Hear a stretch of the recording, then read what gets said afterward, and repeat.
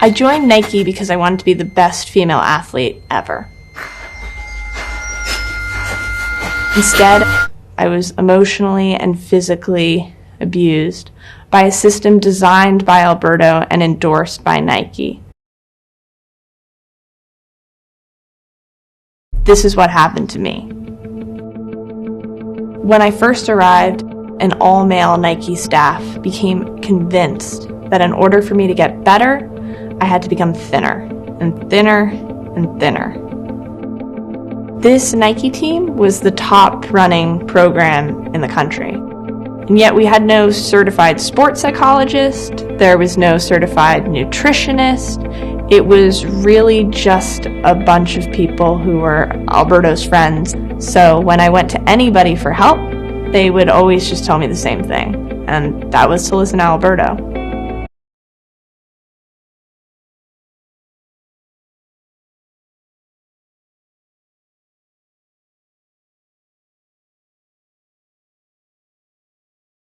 Alberto was constantly trying to get me to lose weight.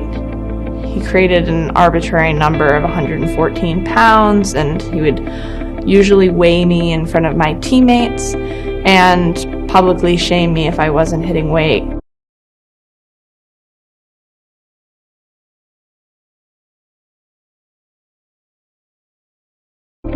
He wanted to give me birth control pills and diuretics to lose weight, the latter of which isn't allowed in track and field. I ran terrible during this time. It reached a point where I was on the starting line and I'd lost the race before I started, because in my head, all I was thinking of was not the time I was trying to hit, but the number on the scale I saw earlier that day.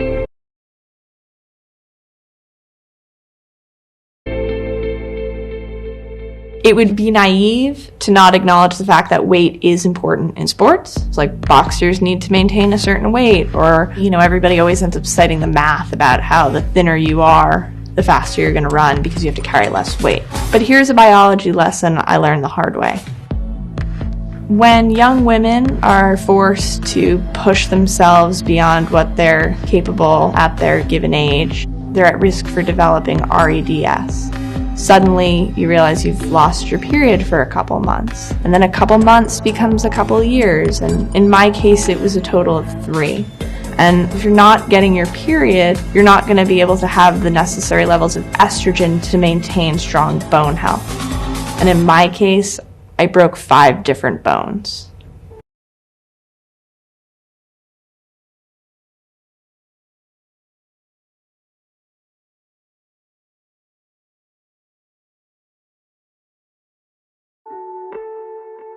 The New York Times Magazine published a story about how Alberto was training me and nurturing my talent. We weren't doing any of that. I felt so scared, I felt so alone, and I felt so trapped. And I started to have suicidal thoughts. I started to cut myself. Some people saw me cutting myself, and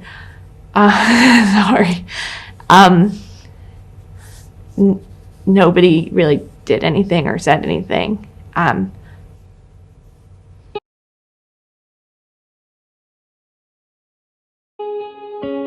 So in 2015, I ran this race, and I didn't run super well. And afterwards, there was a thunderstorm going on. Half the track was under one tent.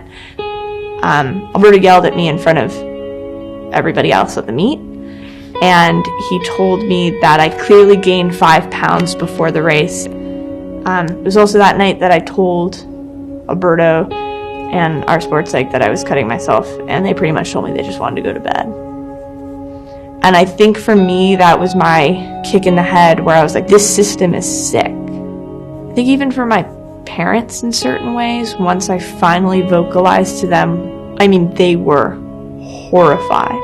They bought me the first plane ride home, and they were like, get on that flight, get the hell out of there. I wasn't even trying to make the Olympics anymore. I was just trying to survive. So I made the painful choice, and I quit the team. After a multi-year investigation, the U.S. anti-doping agency has banned Alberto Salazar from the sport for 4 years. Nike will shut down the Oregon Project. Nike CEO Mark Parker stepping down from the company in January of 2020. Those reforms are mostly a direct result of the doping scandal. They're not acknowledging the fact that there's a systemic crisis in women's sports and at Nike, in which young girls' bodies are being ruined by an emotionally and physically abusive system. That's what needs to change. And here's how we can do it. First, Nike needs to change. In track and field, Nike is all-powerful. They control the top coaches, athletes, races, even the governing body. You can't just fire a coach and eliminate a program and pretend the problem is solved. My worry is that Nike's merely going to rebrand the old program and put Alberto's old assistant coaches in charge. Secondly, we need more women in power. Part of me wonders if I had worked with more female psychologists, nutritionists, and even coaches, where I'd be today. I got caught in a system designed by and for men, which destroys the bodies of young girls. Rather than force young girls to fend for themselves, we have to protect them. I genuinely do have hope for the sport, and I plan to be running for many years to come. And so part of the reason I'm doing this now is I want to end this chapter, and I want to start a new one.